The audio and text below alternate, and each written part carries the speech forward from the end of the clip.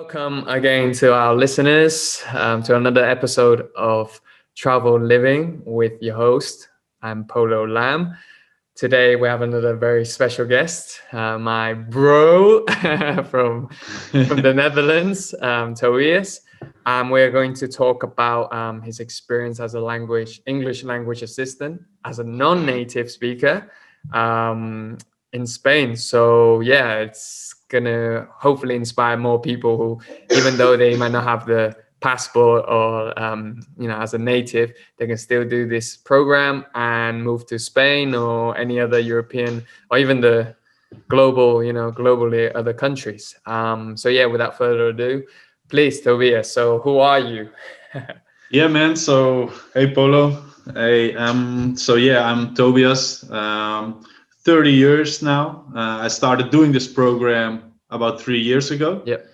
So I'm from the Netherlands. So as you know, I'm not a native speaker, but still I'm working in the program. Exactly. That's the key. That's how bad the level of English is in Spain. That they're so desperate that they need even Dutch people to teach them English. No, but it's true, and more Dutch people who should take advantage. More non-native speakers should take advantage of this loophole, because it sounds like it's only for British and Americans, but it's not. Like, it actually isn't. There is a loophole, and we're going to talk about that loophole and how do you get to that. Anyways, first question for you, Tobias. What were you doing before the language assistant program? All right, man. So I was actually traveling around like a few months before going to Spain. I was traveling around. Before that, I was working. I finished my college. I didn't really had a job that, What did you study? I studied social work. Mm-hmm. Your screen is shaking a bit. I don't know why. Like, is it because of the table? Yeah, maybe. All right. Is this better? Yeah. All right. Go for it. So I studied social work. I didn't really have a job that was related to my field. Mm-hmm. So I was working in a harbor, like working with my hands and a lot of physical work. I learned a lot, but it was not something I wanted to do for the rest of my life or whatever. Yeah, of course. And I was planning to travel. I went to the United States to visit now my girlfriend. At the time we were just. But you jumped ahead, right? Or like after you did the job, you went traveling and then you met her. So like.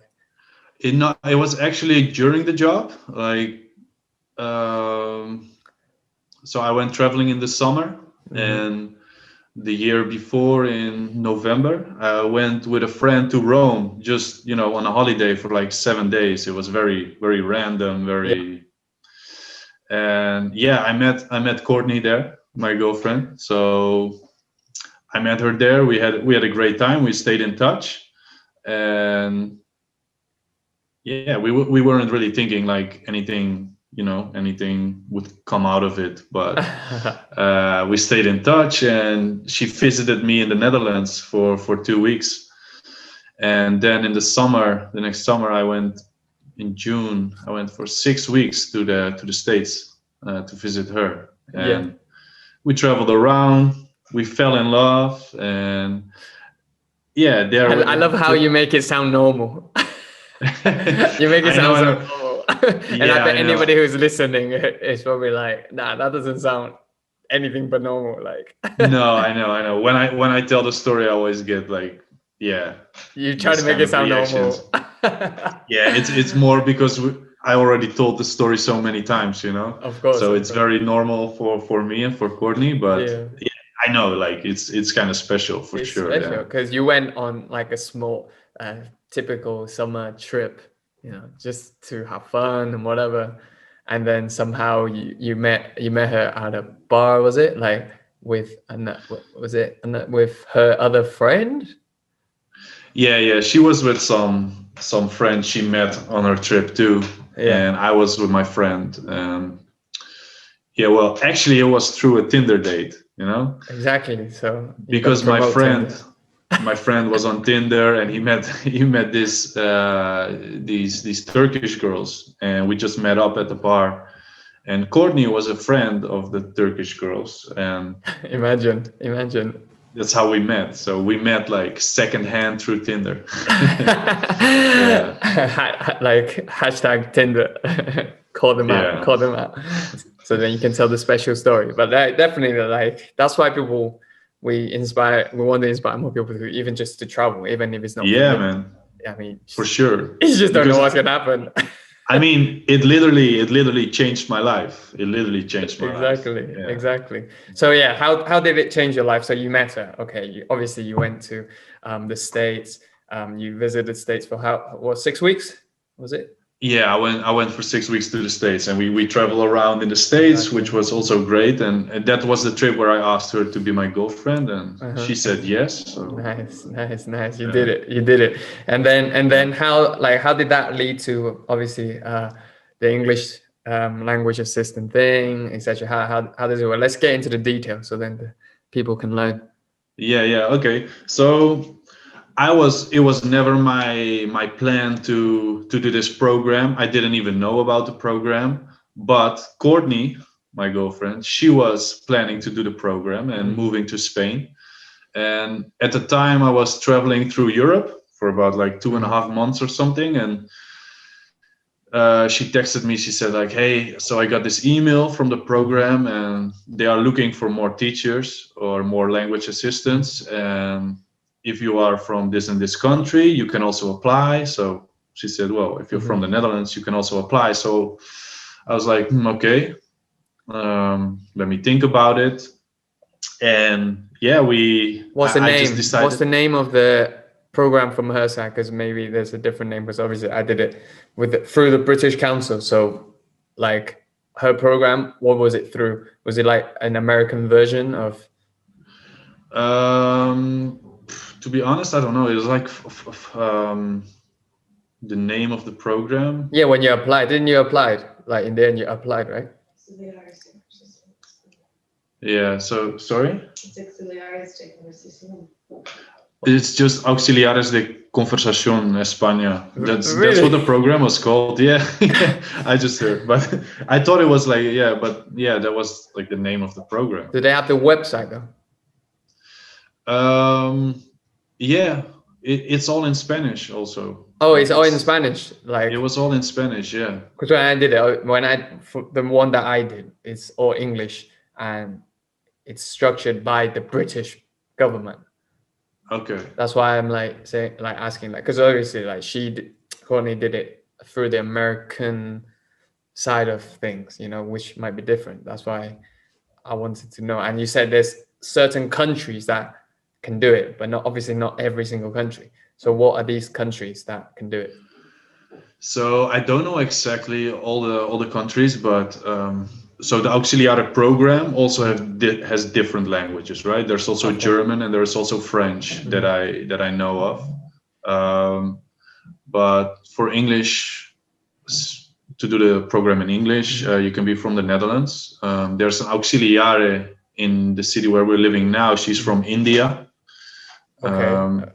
Which India, English is also kind of like a native language. It's maybe like one first or second language. But for example, she has a very strong accent. So when I'm talking to her, I always need a few minutes to adjust, to the accent, to understand everything completely.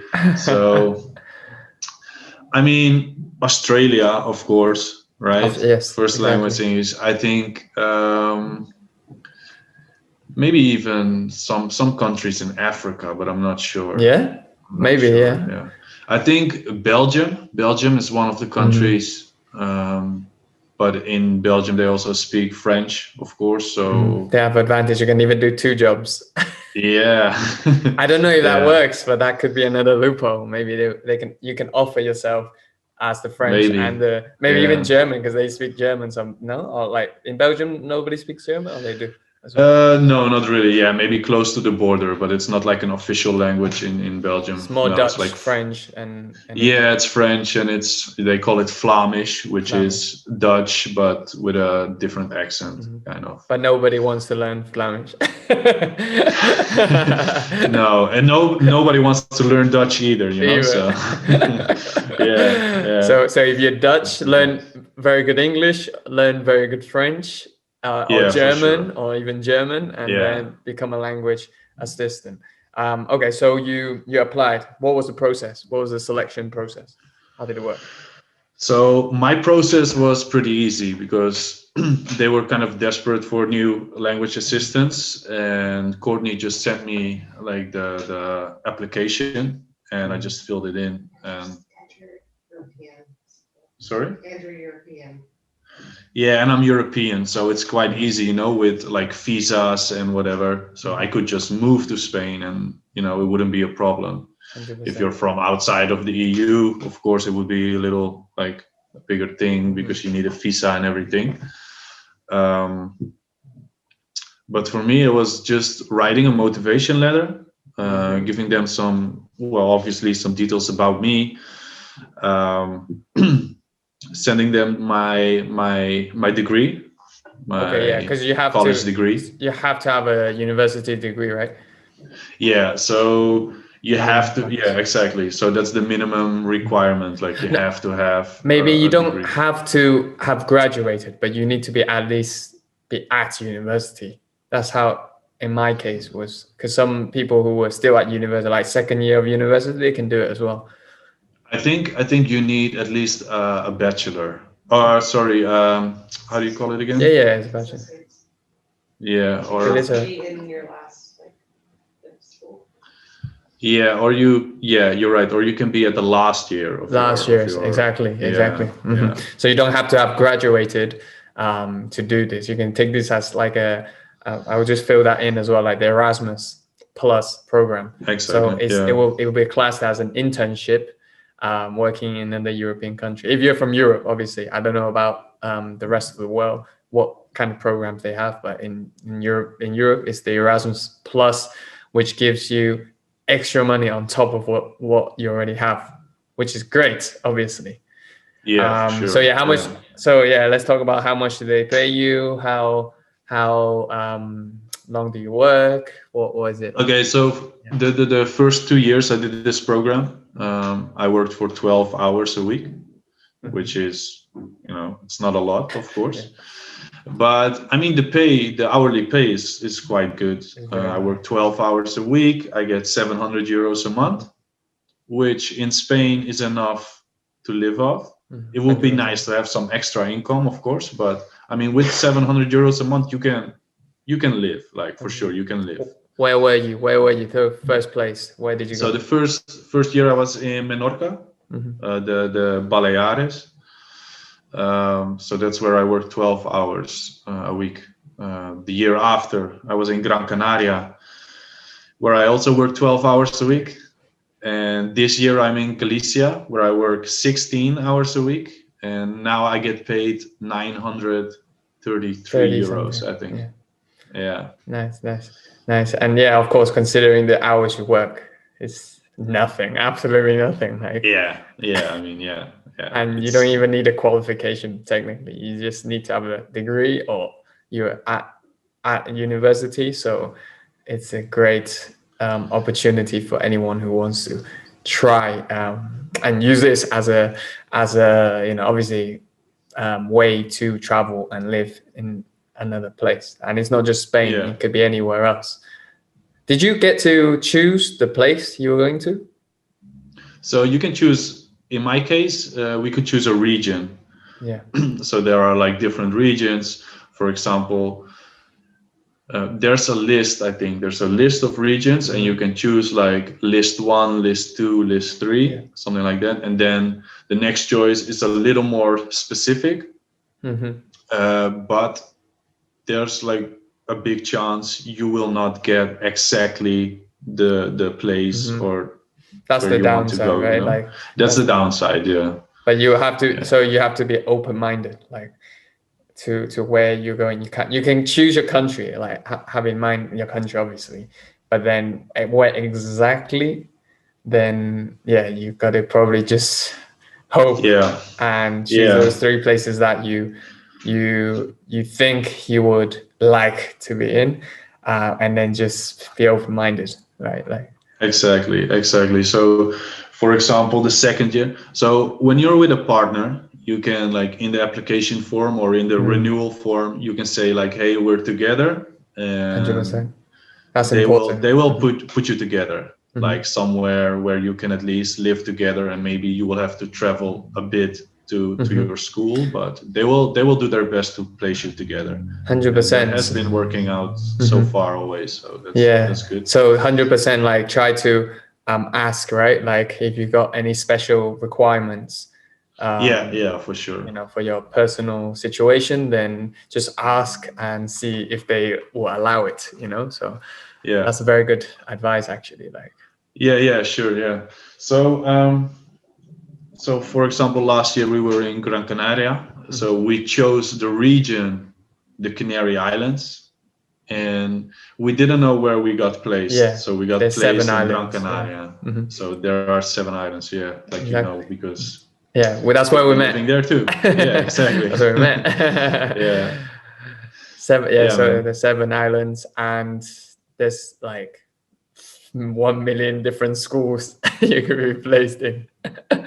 Yeah, exactly. You can be placed in like a big city, but you can also be placed in a small village. So It's a preference. You that's can even choose the preferences. Like from yeah. preferences, you can choose whether you like city life, village life.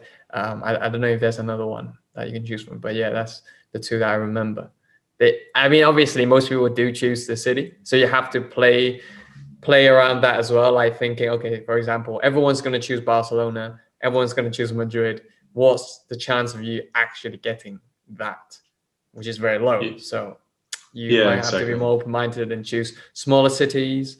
Well, in our case, like the islands, Andalusia, you have, and then you have Valencia, which is a very nice place as well. Alicante, Malaga, all these places. So yeah, most people choose Madrid and Barcelona because they've heard the reputation of how crazy it is, etc.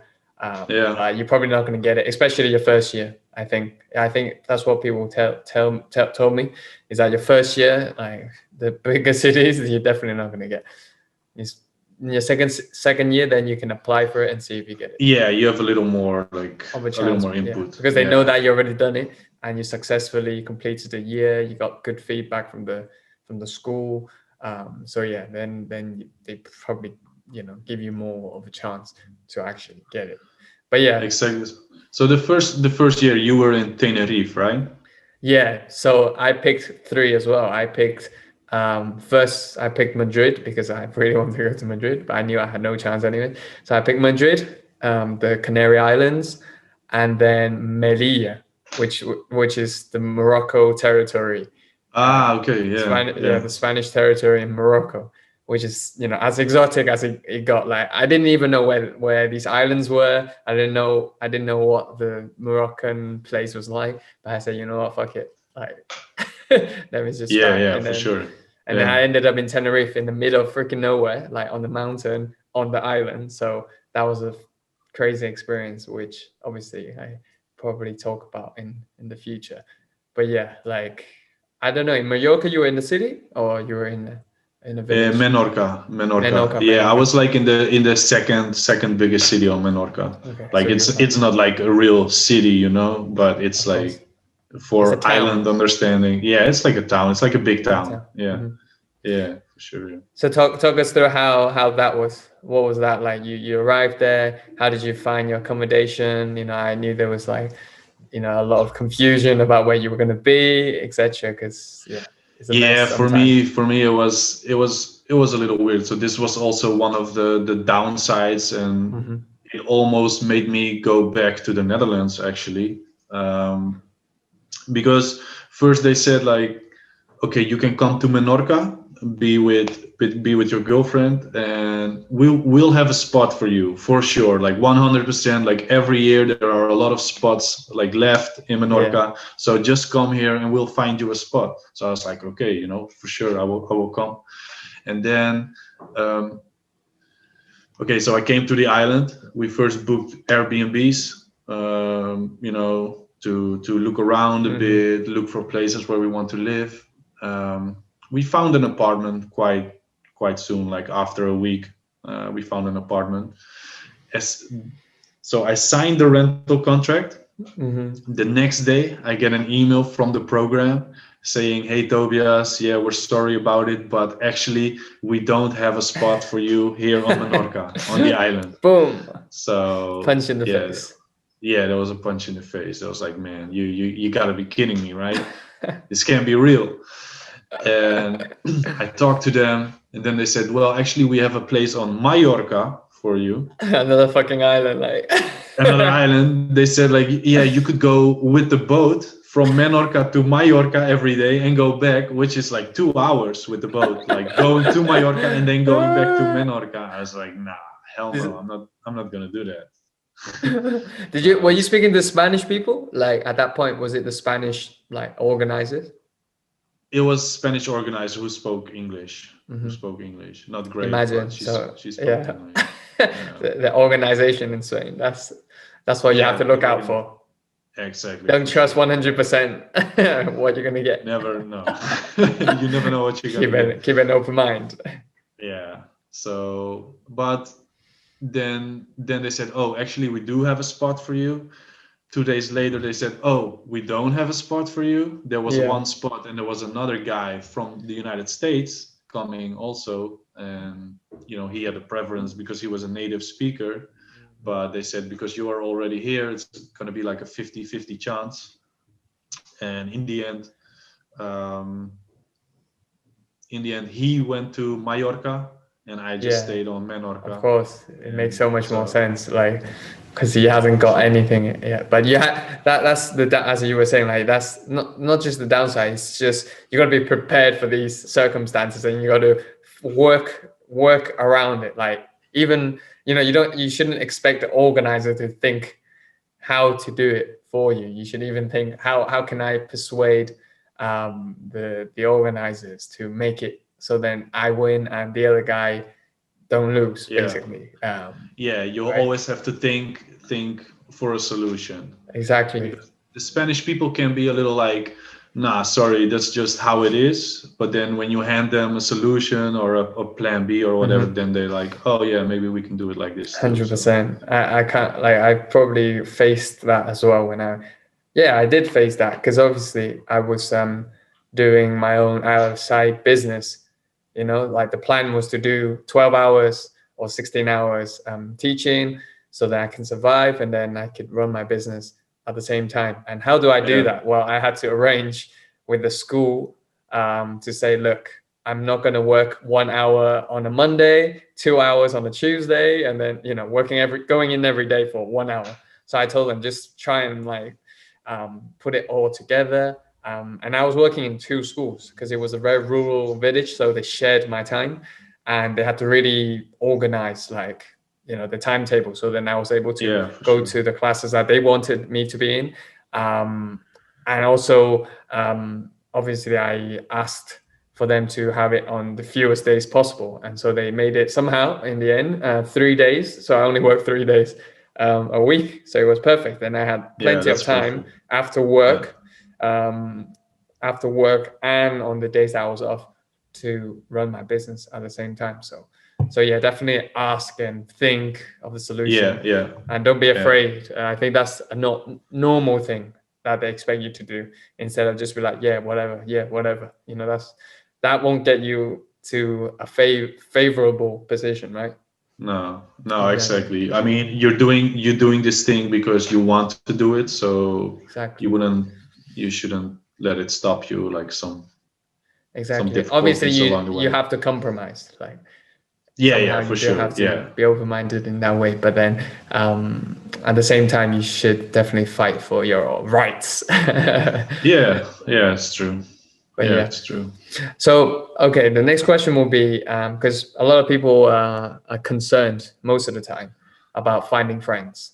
So, what were the ways you went through to find the first people like All that you right. met when you went to So Menorca? so the community, like the auxiliare community, it's pretty strong, I would say. Like there are Facebook groups where you can connect, where you can contact other people, and a lot of the times there are meetings before you start working, so That's you where we can met. meet everybody, and people are very friendly, people are very open. You can just ask someone, hey, you want to go for a drink, or people will organize like small parties, or Oh which yes, now of course is not possible with the yeah, COVID situation, but 100%. in But the they're good old no, days, they still do it. Huh? Still do it. they still do it. Yeah. I have neighbors who are auxiliaries from Ireland, and Oh yeah, you can't really? imagine the amount of parties they throw every day. Like because they're Oh Irish, wow. they like drinking, they like the parties. My God, so nothing will stop you if you really wanted to have a Yeah. party. There's always a party, like in Spain especially. I think. Yeah, I think so too. There are always opportunities, but yeah, you gotta in these times yeah, I don't know, Are you do still whatever you want. you're still in touch with the friends that you made in Menorca? Yeah, we're still in touch. Like last year, two of our friends from Menorca came visit us in Gran Canaria. I still text with people, or a few weeks ago, I called with the guy a friend from Menorca, and we're Nice, still in touch. So nice, nice. that's good. So these are ways to meet people. Last year in Gran Canaria, I was living in a excuse me. I was living in a city where weren't a lot of Yeah, auxiliares. So very. most Yeah. auxiliares were living in Las Palmas, right, where you were too. Exactly. So, and that was like a half an hour drive, or with the bus it would be like almost an hour. Yeah. So it was harder to meet people in the city itself where we lived. But then I joined this football club, Yep. 7 against 7, and I met some people, and yeah, we would go for a drink or something like that. So Nice. yeah, there are different ways to meet people. Yeah, 100%. I always talk about the sports like as the best yeah, way. I mean, not just football. It could be like if you're a could be any girl, sports. it could Yeah, be your volleyball. Volleyball. You just need to find out like obviously before you go, what are the main sports that this country do. You're not gonna, for example, you wouldn't go to the UK to do basketball. Nobody plays basketball. That's just not a thing. Like, it yeah, will be you'll have a very hard time finding a basketball player. But then obviously football, for example, then Spain is a huge football thing, and that's the best way to meet exactly. people. Yeah, yeah. And I mean, like Las Palmas, Gran Canaria, like the beach. There would always be people playing volleyball, beach Exactly. volleyball, or something like A that. lot So of people, exactly. exactly. There's Yeah. even loads of like water sports, like so if you're into surfing, if you are into kite surfing and some kind of boat, I don't even know the names of these sports, like sailing. There's also paddling, water paddling or something like that. Yeah. There are people who play water polo. There's loads of water sports clubs around where you can swim and do that kind of thing. Yeah, there are a lot There's of loads. opportunities to meet people through sports, for sure. So how did you? Because obviously, like, how did you do it? Because you didn't learn Spanish. That will be another big question. Like, it's cool you meet international people. So how did you get through that whole language barrier? How did you do it?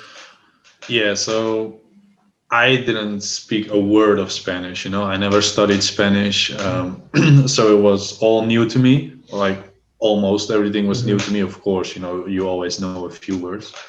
But so when I came to Menorca, like the first language in Menorca is Catalan, which is quite different from Spanish. Have to be careful with that as well. Yes. Yeah, true. Like, yeah, prepare. Like this year we're in Galicia, and they speak Gallego here. Yeah. Like the first language. Everybody speaks Spanish, of course, but the first language is like Gallego, or in Menorca it was Catalan. Um, so when we came to Menorca, we actually applied to go to school. The problem only was like the beginners class was already full, so we had to go to the advanced class, and that just didn't work out, because the teacher is like immediately like talking in Spanish and explaining everything in Spanish. Nothing is in English, so it was really hard. We learned a bit with studying at home too, but it's also because you're in this auxiliary community where everybody speaks English. Yeah. So, avoid that. To always speak. Avoid that, basically. Avoid, have your obviously international friends to fall back on, but then I would say personally, like, you should somehow think of the craziest way to meet the Spanish people, even if it was just one or two. Even if you go on Tinder to try and find that one person that's just like they're Spanish, but they're willing to do Google Translate with you and communicate in order to learn something, right? Yeah, you need to find someone with patience, with a lot of patience. But I mean, exactly. Yeah, there are always opportunities to learn Spanish, and you have like sites where you can apply if you want like private teaching, or you can even like do some intercambio, like you teach them English, they teach you Spanish. I mean, there are possibilities. Not that I've taken these opportunities. Yeah, but I don't know why you haven't. you should. I know. Yeah. Push yourself, because as you were saying, like there's loads of not sites as such, but there are sites that are specifically for that. If you type in like language exchange Spanish to English, there'll be millions of sites. Where you find random people and you do like video conference like we're doing right now. Yeah, exactly. And you just talk and meet a new person. So that's a very good way to do it for free. If you want to pay, you can obviously do online classes. You can definitely do that. It's a bit more expensive, I think. And then the last way is obviously to go to an academy. Would you say, okay, that leads me to another question. Would you say if you were able to speak more Spanish, your experience would be a lot more different, like a lot better? I don't know. I think it would be. I would definitely be better. Like if I look back, the thing I regret most is not learning Spanish like right away. Like there would be, for sure. Like it would open up many more things, to meet more people, opportunities, right? to meet more people, to be more involved in the community, learn more about the culture, really be in the culture, and 100%, because you miss that, like you would miss certain things and like that you would just never find out because you weren't able to talk to these guys, right?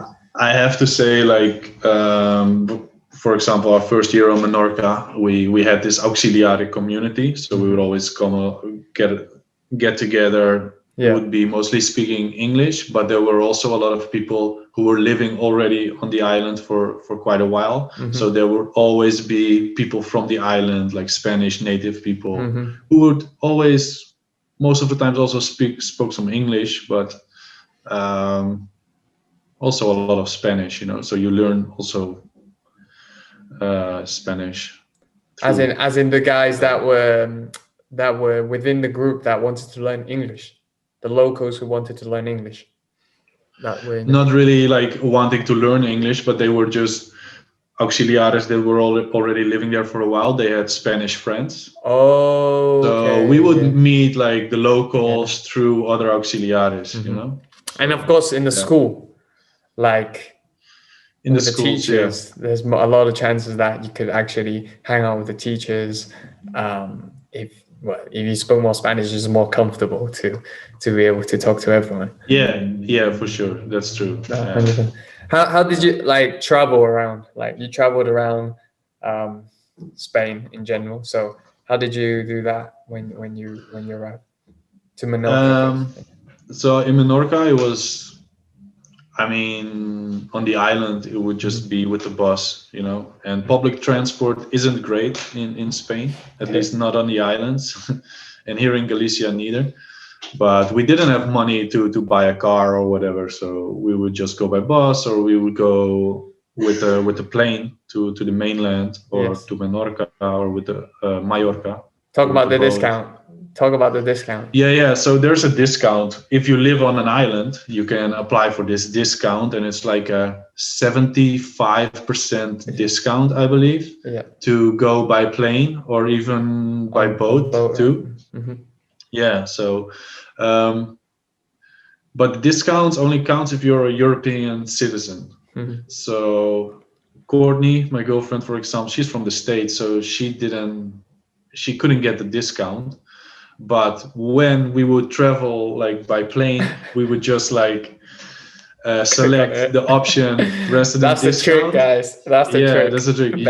You just gotta try, and it worked out for us. Like every time we did it, I didn't even have like the official document to have the discount, but I just select the discount, and they would always like let you go. I heard some auxiliares who were stopped because they selected the discount and they didn't, they couldn't get the discount, but they would just pay the full ticket price at the airport itself, and they would still travel. So you can always try. Like it's worth the risk. Do it. For sure. Do it. Yeah, just do it. Yeah. Yeah, for sure. Yeah. That's probably the best advice if you're going to the islands. It's the best part of being on the islands is you get that 75% juicy discount. I would say it's the best thing that happened. Like it shocked me. I don't think, and then not a lot of people know about it. A lot of people don't know about this thing. Not even the Spanish people, like who live on the mainland. They're like, "What? You get a 75% discount? What are you talking about?" Yeah, because obviously they never check them out. But then if you live on the island, then you find out these little things that it's just like special to that region. But yeah, and obviously the Canary Islands was the same. It was the same, but it was a bit stricter, right? You said. I think you said. The Canaries were a bit stricter. Yeah, that's true. Well, we didn't go by plane. I think only Courtney once went to Madrid and back. And she selected the discount and she just got it. It wasn't a problem.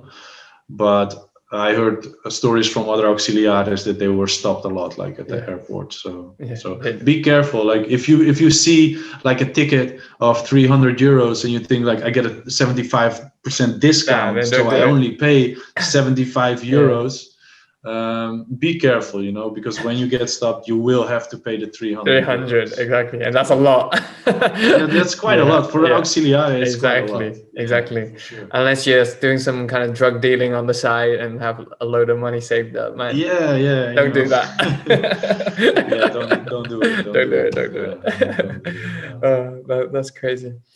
I mean, you've been traveling quite a bit, right? Between the islands. Yeah. So I had the discount. Yeah. I definitely had discount. I got that like as soon as I don't even know how I found out. I can't remember how I found out now. Oh, I think maybe the school told me or something like that, or the people I was living with in the first time I arrived to Tenerife, they told me about this discount. And then I had to find out how I got it, because I was like, oh, this is crazy.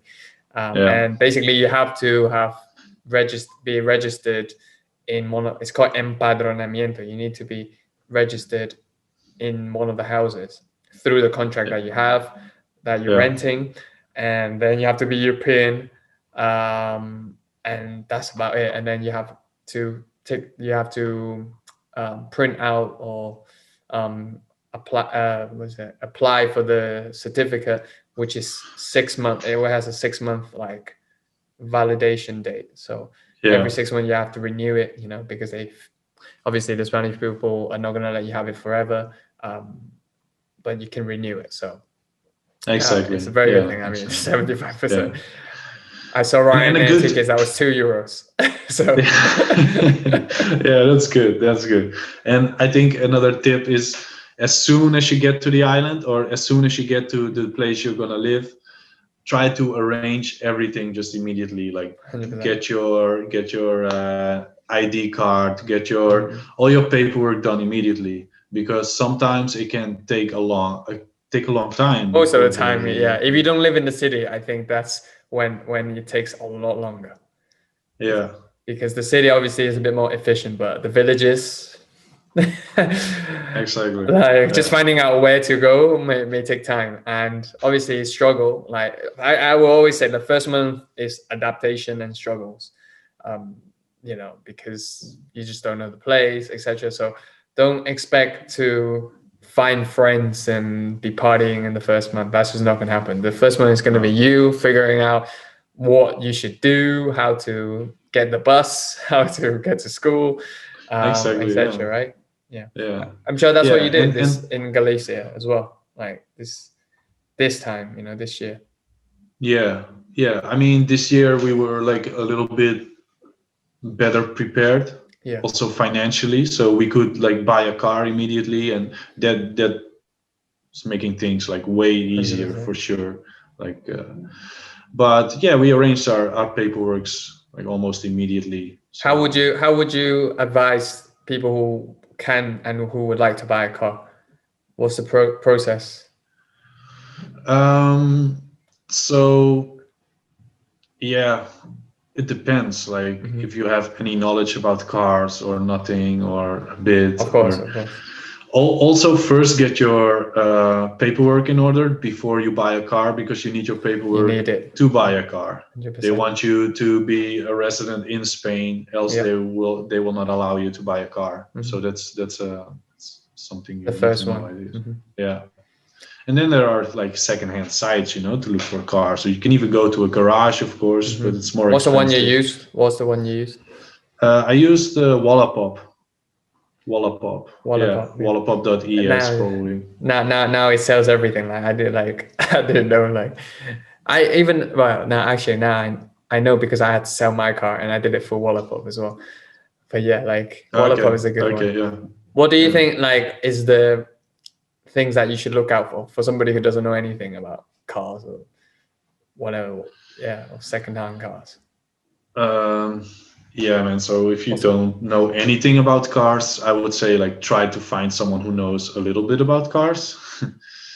um, yeah, or do like a quick course or something online, maybe even, or ask someone like the things you have to check like in the car. I don't have a lot of knowledge about cars, but I know a little bit. Mhm. I think enough to take the chance to buy a car. Yeah, But still it's a risk, because because I you're did not it. buying a new car. I did it, You did and it I too, didn't right? know Yeah. anything. The zero. I couldn't even Yeah. drive. Like I could barely drive. I had never like when I did in Tenerife, I literally had never driven on my own in my life. I was a recent. What you call it? I recently passed my test like a year or two maybe before Tenerife, so I never even driven a car before that. So I was really lost. So what I did was I got a local who could speak English and Spanish, obviously, to help me. So make some friends that try and find that one friend. Exactly. That's probably the best Yeah. way. It's the Because best I way. feel like, because obviously you might think, okay, so how do I find that young guy? Maybe you're very young and your friend is 20 and he doesn't know anything about cars either.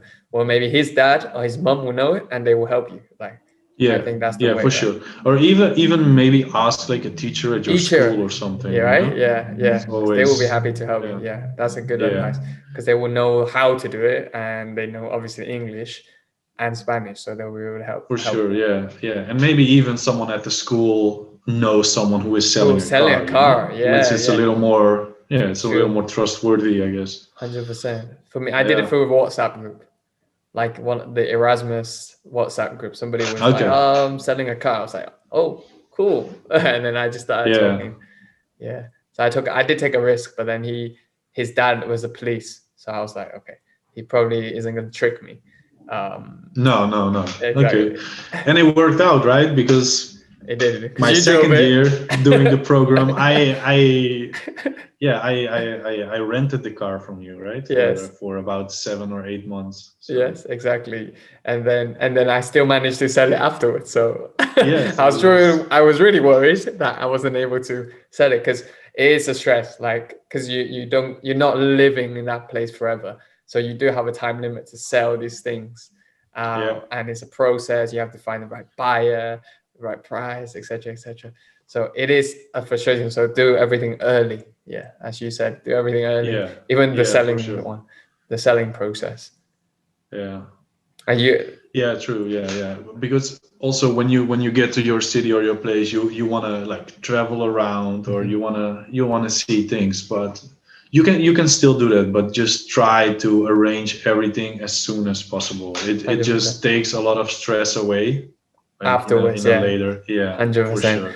100%. Yeah, be open minded and ask. Just ask if you don't know. Just don't be afraid to ask that local guy, and just be like, "Yeah, I really don't know what I'm doing. Can you help me?" That kind of Yeah, thing. yeah, yeah, sure. Yeah, yeah, It's a great one. That's a great one. What about we can talk about even food, like because yeah. you tell. Food, What do you think about the food? Yes. the food, like the food is. I mean, if you like seafood, the food is great, like okay, so I've been living on two islands, and now I'm Yeah. living in Galicia, which is also Another like on the one. coast, Yeah. but the seafood is it's so great, man. Do you It's have so a good. favorite Spanish food that you love, like that you it's the go for, like it's your thing? um I mean, there are many things I like, and I like food in general. I Mhm. eat Of like course, almost like a everything. beast, Yeah. like a beast, like me. I do But the same. um here in Galicia, they call it zamburinas. Zamburini, Zamburinas. I don't know what that is. Okay, it's like a shell. It's like in a shell. It's like Mhm. small, but it's so good, man. It's so It's good. like a shellfish. Yeah, it's like a shellfish. Yeah, yeah, but it's really good. It's like our favorite thing here in Galicia. What do they make it And with? Like like the sauce? How do they make it? I mean, maybe it's just like a little bit of garlic, like a Okay, little bit of garlic, maybe a little bit of salt, but that's it. that's it. And then Yeah. they cook it like with steam, or they like fry it. What is it? It's more cooking, but there are different ways to prepare it. Okay. But it's mostly just like cooking or steaming. Steam. Um, Nice, nice. yeah, and I mean there are like paella, for example, right? Of course, the Paella, you can get typical. it everywhere. It's Mm. good with the seafood, and 100%. yeah. I don't know. What about you?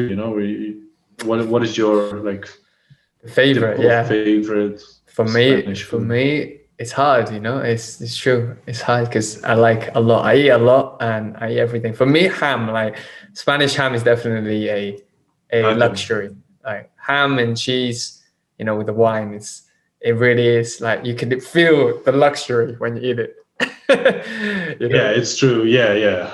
Like the it, typical meat and cheese plate with a glass of red wine or something. exactly, It's exactly, and it's not exactly cheap. that's enjoying. So like it's cheaper because you're in Spain. This is where it's from, and you can go to a supermarket and you can actually tell them to cut the exact grams you want. You want 100 grams, they'll give you 100 grams. Mhm. 200, you give you 200, which is not the case in a lot of countries. So which is already packaged, already in a packet. So you get that, you get the cheese, which as well you can say, cut me that 100, 200 Yeah. grams, whatever.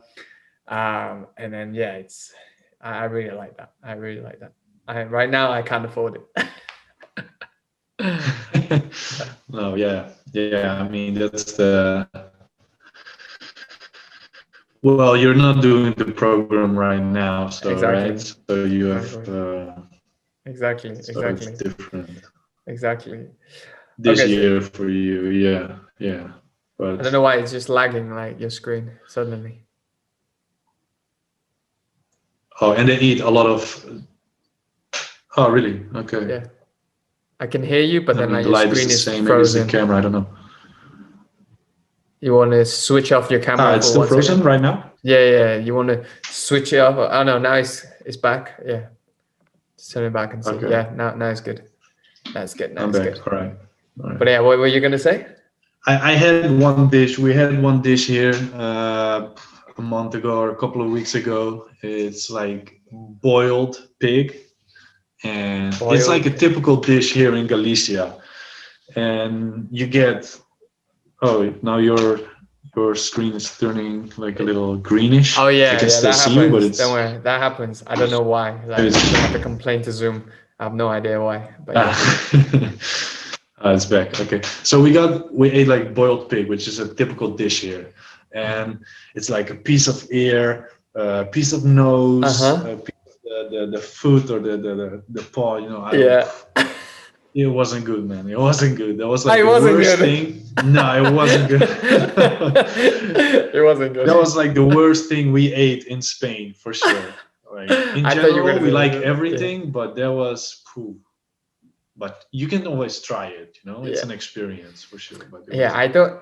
I don't think I know a lot of things that I don't like in Spain. There a few things maybe like I don't know if you heard of samorejo. So it's like tomato soup kind of thing, but cold.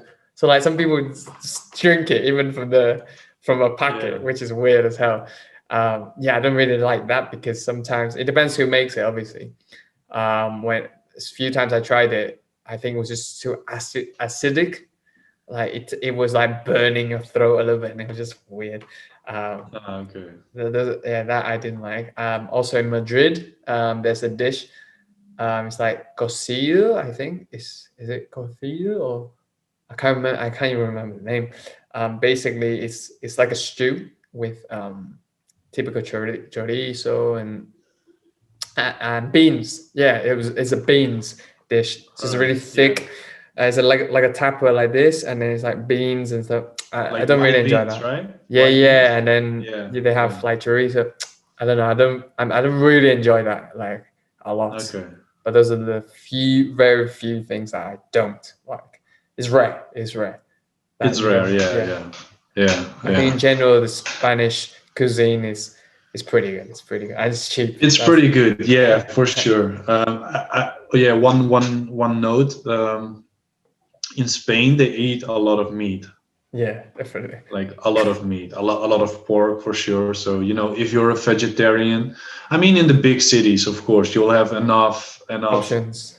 options to eat vegetarian food. But in the smaller villages or whatever, it might be hard if you want to go out for eating. I Yeah, mean, it with might be hard people, to find something everybody's vegetarian. going in for the ham and the cheese and the whatever, Yeah, and then you just have to eat the salad and that's it.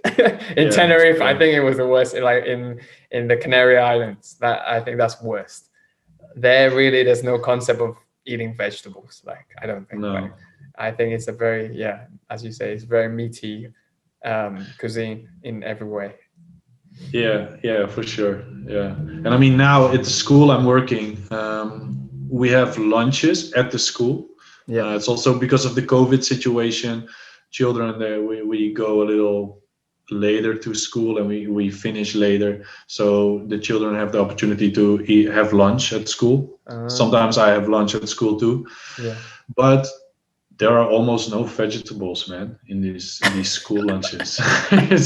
it's weird. Like, yeah, it's just like potatoes and meat, or like soup and meat, or I don't know, but not a lot of No vegetables, which vegetables, right? is Yeah. kind of weird. I mean, Courtney's school is the opposite. Like, she has a lot of veggies, so it's probably not every Maybe it school, but depends. this Yeah. is just my school. So I yeah, mean, there are good vegetables to eat. Like, not to say, like in yeah, Spain, quite a 100% healthy sure. Yeah, country. It's just yeah, whether if you go for dinner with your friends, I don't think that's the first option that people go for. Like, oh, let's order the tomato dish. Like, that's just no, not gonna true, happen. But no, then at true, home, yeah, obviously, like the vegetables are nice, they're fresh. They're known for yeah, the for sure. olives, the peppers, the aguacates. The guacamole. That's Yeah. huge in Spain. Yeah. So yeah, there are like very good fruit and vegetables. So yeah, I wouldn't be too scared if you were vegetarian or No, something no, like no, that. no, no, no. Sure, there are always enough options for sure. Yeah. So to wrap up on your part, what's the biggest thing you learned in this 3 years of travel living in different countries, in different cities?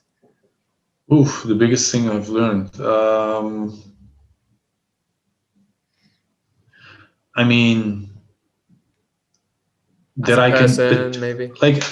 Yeah, I mean, there are a lot of things I've learned for sure. But for me, like the maybe it's like the confidence part. Like I can adjust like everywhere, even I don't speak the language perfectly, Mm-hmm. for sure. I don't speak the language perfectly, but I can manage. But like culture wise or just arranging everything, sometimes it can be stressful, but in the end, everything will always work out, Work out. I love It that. will I always love work that. out. I love that. Yeah. And just to finish, so yeah, you have prepared one question for me, so you can go Yeah, for man. it. Yeah. So Throw it at me. Which one I did you could choose? think of more questions, but Of like, course. so I know like you're from originally from Hong Kong. You moved to the UK when you were young. I think maybe around 9 or Yes, something, something 100%. like Yes. that. Then you decided after maybe 10 years being in the UK or even longer, Mm-hmm. you decided to move to Spain. Yeah. And once you were in Spain, you moved to a different area every time. So Yeah. this, I believe, is Every your year. third time you are moving Yeah. within Spain. Yeah. For myself, I know there are always struggles moving, and there are always a lot of things. A lot. What are the likes and dislikes for you moving around? What was the what? Sorry, the light. The likes and the dislikes Okay. for you to move around to a different Yeah. spot every year. Mm-hmm. So if yeah, as you were saying, like even within the year, I moved quite a lot, especially on my first year in Tenerife. And yeah, the likes would be, as you just said before, like everything works out in the end. Like it's literally destiny. And when you move, um, you find so many new things, like so many new things, and you learn so much. I mean, people will say, okay, if you stay in one place, you still learn, but it's different. I feel like if you move, it forces you to learn things that you don't even know exist before. For example, like um, you go to a new place and they tell you something that you never faced before, and then you learn it, and that's something that you weren't even expecting to learn. And that's what I like about Yeah, I know what moving you to mean. places, because that's how it is. Now it's a bit different now because I've done it so many times. So I kind of expect the unexpected. It's very cliche, like expect the unexpected, literally. Yeah, but it's You really true. don't know Like I what's know gonna what you happen. mean. Yeah. So Everything, something happens that you weren't prepared or you exactly, weren't prepared exactly. for. For Yeah. example, COVID. Who the hell thought Yeah. COVID was gonna Yeah. happen? Nobody, Yeah. absolutely nobody. I didn't think going into my second year as an auxiliary that I was going to spend 6 months living at my girlfriend's house with her parents. That's definitely wasn't my Yeah. plan. Like No, no. I embraced it. I loved it. If it wasn't for them, I would have been stuck in the shitty room, that I was renting and doing nothing for 3 months. Like that would have been crazy. So Yeah, that I would. was very thankful. For some people would be like, "Oh, is that too early?" Like living with your girlfriend's parents, that's crazy. But I was like, no, no, no. Like I trust the process. I trust, the fact that they even invited me, that's a sign, that's a sign that it's going to work out. And yeah, it worked out very well, and it prepared me for this year. And now I'm living with my girlfriend. Like, before I was really worried, because I think I asked you, was it you? Or like I 100% asked you about like your experience living, with your girlfriend, Yeah. like what it's Uh-huh. like, etc. So Yeah. so before this year, I already had that 6 months where I was forced to learn this quickly, and I did it. It was great. So yeah, so now it's not hard. It was very easy to do it because we Yeah, already done it. it worked out for you. Yeah, that's good. That's good. Exactly. Yeah. So that's the likes. The dislikes would be what I really hate is the actual physically moving the things to one place to another. I think that's always a freaking struggle. Like you have Yeah, to man. plan so well what you're taking, how much it costs to get it on the plane or in the car. So the logistics. And then once you get to the place, you have to find a new house. That's another struggle. I hate finding to rent, having to rent houses because different cities, even within Spain, they have different conditions. As you know, in Galicia, for example, it's a bit easier because there's more houses, it's cheaper, people are more chill. But you go to a place like Madrid where the demand is so high, like they know, if they don't rent it to you, they can rent it to anybody else. So they kind of don't give a shit about you. So you can't really, you don't have the margins to negotiate. So they will tell you, okay, you have to pay this agent fee, which is 800 euros. You have to pay 2 months of deposit, just in case you Yeah. break things and whatever. Yeah, And man. then Yeah. another month, just in case you don't pay the rent. And then you're like, that's crazy. You don't have any money and you already paid 4 months. Yeah, exactly. Yeah, yeah. So moving is very expensive. Oh, Like yeah, move. obviously, Yeah, it's very exactly. The expensive. That's first one of the move is downsides. Like 100%. it's for A sure. big downside. Yeah. And then yeah, that's probably for me the downsides. Yeah. The biggest downside is the logistics. The logistics. So Yeah. you have to Yeah. be Exactly. really be strong. Like as long as you're not on like living on the street, like homeless, you'll be fine. Like you'll get there. You will find your place. You will move in eventually. Because I know I've heard so many Yeah. stories where people were just like struggling so much to find the right place to live in. Yeah. Yeah. I mean, these are definitely struggles everybody has, I guess. But Yes. even I think even when you can't find a place at first, you can, at least in my experience, you can even contact someone from the Auxiliare Oh yeah. group who has an apartment already or whatever, and maybe you can even be roommates, or maybe he or she will let you crash at their place for 100%. a bit 100%. till you find an apartment. So that's Even always with the school, also even with the school, yeah, some teachers actually have rooms. They're exactly very yeah happy to. Like, if yeah you imagine any school here will have more than 100 teachers, so one of them would have that spare room or whatever, just even for the exactly. short term. So Actually, like in Menorca, there was this girl, a friend of ours, who mhm. moved in with the teacher she was working with. Like Nice, they were roommates like for the whole year. yeah, And so that was nice. even 2 years. She stayed another year in Menorca, and Oh she shit. stayed there at that place. Yeah, it was good, you know. So Because they both liked obviously it. some of the teachers actually want to learn English. That's what the Yeah, program is for. It's true. not just for the student. They are actually for the teachers as well. So then they can get to meet you and meet the coaches. So they are like, okay, so we rent you a room, we get Yeah, paid. We see you every day. So it's not like you're gonna break the house. um, and they get to have like a free language exchange. So for them it could be a benefit as well. So yeah, you're yeah, for right. sure. Yeah, You're right. yeah, You're definitely right. I'm just, I like my own place. I like to share with certain people, etc. And the price, I always try to get it as cheap as possible. So I put a lot of conditions. That's why I make it a little bit more of a struggle. yeah, yeah. And it's also like moving to a big city like Madrid.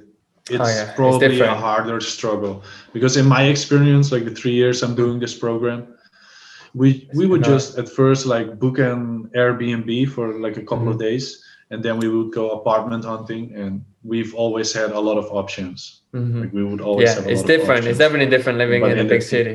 The yeah downside, the big yeah downside, if you're gonna yeah choose a yeah city, like you got all the parties, but at first you're gonna struggle like a lot to find that right yeah place. A lot of shitty yeah, and places. it's more expensive for Yeah, sure. Like in the exactly. There's cities. Yeah. for a lot of 500 euro, 400 euro places where you literally have a box of a room, of one bed Exactly. box. So like we can compare because we talked like a few months ago or a few weeks ago. Mhm. Like Courtney and I are now living in a three 3-bedroom apartment. Like it's furnitured, everything. Every bedroom is like a two-person bedroom. Two-person bedroom, yeah. We have a living room, we have a kitchen, we have a bathroom, whatever, and we only pay 400 euros a month.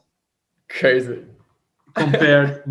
Compared to Madrid, Yeah. because you live together with your girlfriend, Yeah. with Laura, and you pay like 700 or 750, something, right? yeah.